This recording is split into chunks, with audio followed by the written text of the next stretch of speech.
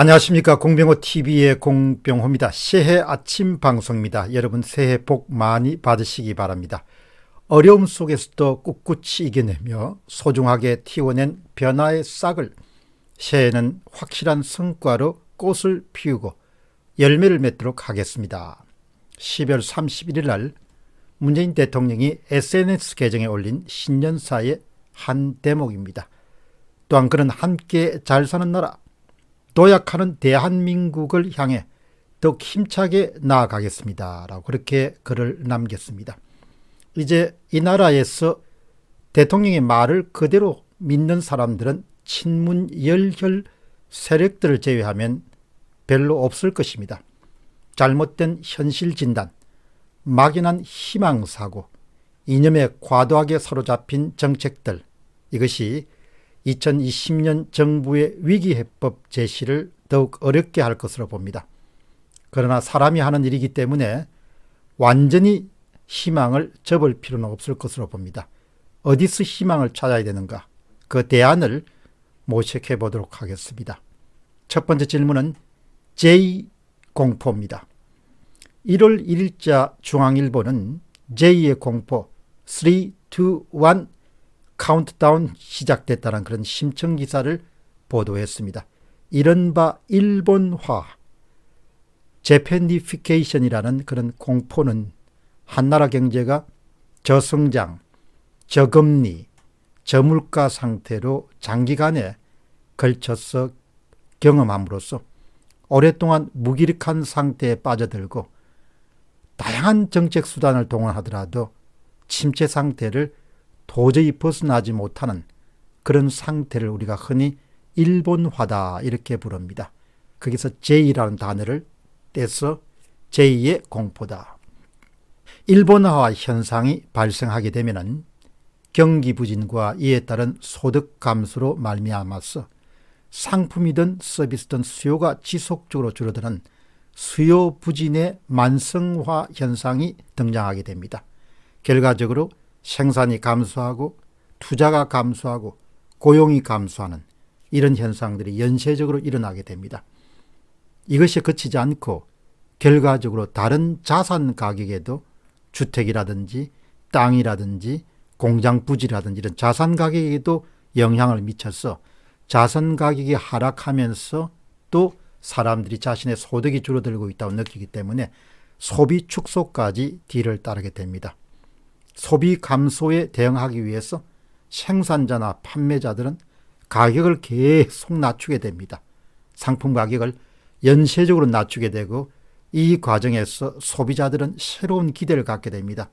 지금 구매하지 않더라도 앞으로도 계속해서 가격이 내려갈 것으로 예상하기 때문에 물건을 더 이상 구매하지 않게 됐습니다. 다시 또 수요가 부진해지고 감소되는 현상이 발생하게 됩니다. 이런 악순환이 연쇄적으로 일본화 과정에서 일어나게 됩니다. 이런 경기 하강 추세에 고령화나 저출산 추세까지 겹치게 되면 수요 부진은 더욱더 심각한 상황으로 치닫게 됩니다. 일본은 1991년도에 노동인구가 최대치를 기록한 이후에 계속 하락한 것이 장기 불황의 중요한 요인이었다. 다시 이야기하면 일본의 고령화라는 것이 일본 장기 불황의 주요한 요인이었다. 이런 가설들이 지금 유력하게 받아들여지고 있습니다. 12월 9일 날 세계무역기구가 발표한 연구보고서 세계무역보고서 2019년 서비스 무역의 미래라는 그런 보고서에는 놀라운 그런 내용이 들어있습니다. 2040년까지 한국의 노동인구가 17% 정도 감소할 것이며 이 수치는 주요국 노동력 감소 가운데서 가장 1등 가는 그런 숫자다. 그런 경고를 하고 있습니다. 감소율이 비교적 높은 나라는 중국이 마이너스 14%, 일본이 마이너스 14%, 러시아가 마이너스 8%, 유럽연합이 마이너스 4%, 세계 전체적으로는 플러스 19%입니다. 그런데 한국이 마이너스 17%로 1등 국가가 되는 겁니다. 그만큼 저출산 고령화 현상이 수요 부진을 더욱더 악화시킬 가능성이 높다는 것을 세계무역기구 보고서가 경고한 겁니다. 진단과 처방 살펴보겠습니다. 현재 정부는 공식적으로 한국이 디프레이션 상태에 들어갔다는 사실을 받아들이지 않습니다.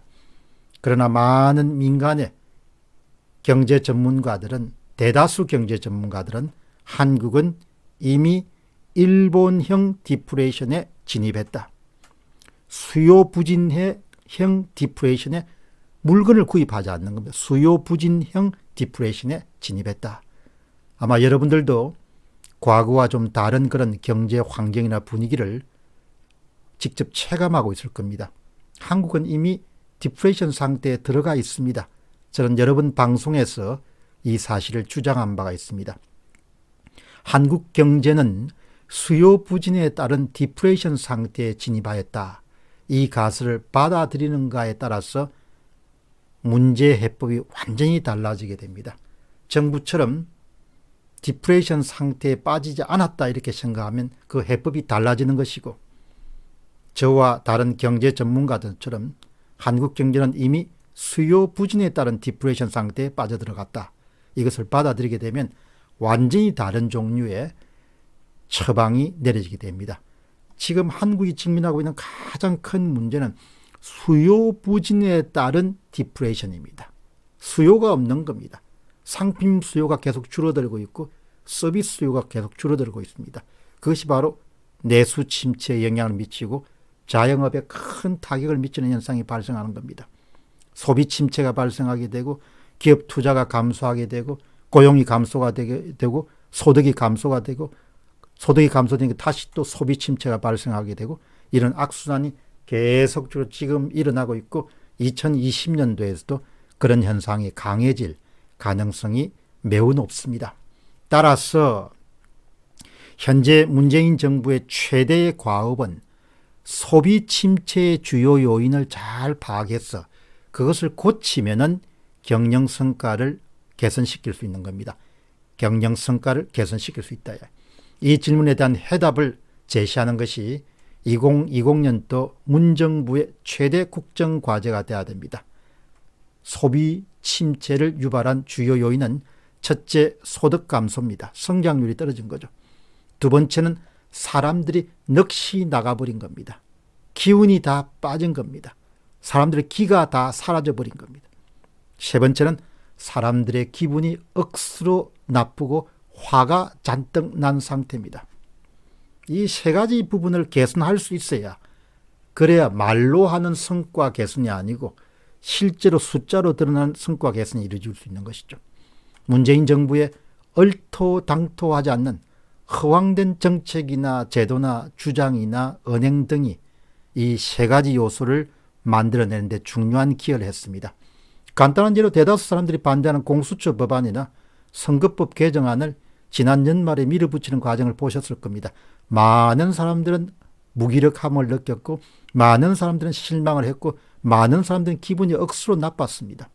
2019년 한 해 동안 문 대통령과 문 정부는 국민을 무척 피곤하게 하고 힘들게 하고 그리고 기분 나쁘게 하고 김이 팍팍 빠지게 만드는데 크게 기여를 했습니다.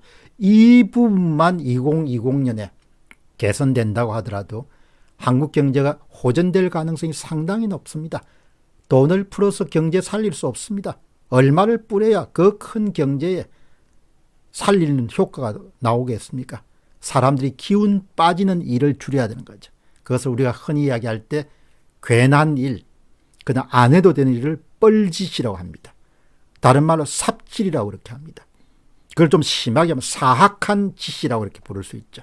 사람들이 기분 나쁘게 하고 의욕을 상실케 하고 기운이 빠지게 하는 그런 부분을 하지 않는 것, 그런 부분을 일으키지 않는 것이 바로 사람들이 도와주는 것이고 사람들에게 경제하려고 하는 그런 의욕을 북돋아주는 것이다. 그런 생각을 하게 됩니다. 그런 기대를 갖지만 2020년도에는 호전될 수 있을까? 그런 의문을 갖게 됩니다. 문 대통령과 문 정부는 지난 연말 선거법 개정안과 공수처 설치 법안을 강행하면서 상당히 자신감을 얻었을 가능성이 높습니다. 그래서 올해도 연초부터 국민들의 열불 나도록 만드는 일을 계속할 가능성이 높을 것이다. 아예 우리가 마음대로 해도 문제없다. 이런 용기를, 이런 착각을 가졌을 가능성이 매우 높습니다. 따라서 2020년도에서도 문정부로부터 어떤 좋은 소식이 들려올 가능성은 상당히 저는 낮다고 봅니다. 따라서 여러분들이 큰 도움이 없을 것이다. 열불나게 만드는 짓을 2020년도에도 그만두지 않을 것이다.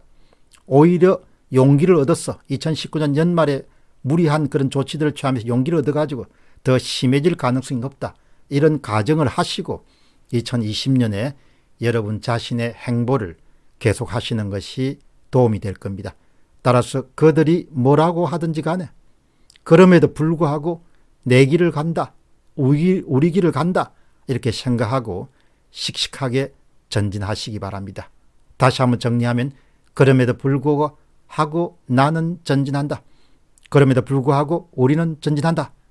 이 문장을 잊지 않고 한 해를 살아가시길 바랍니다.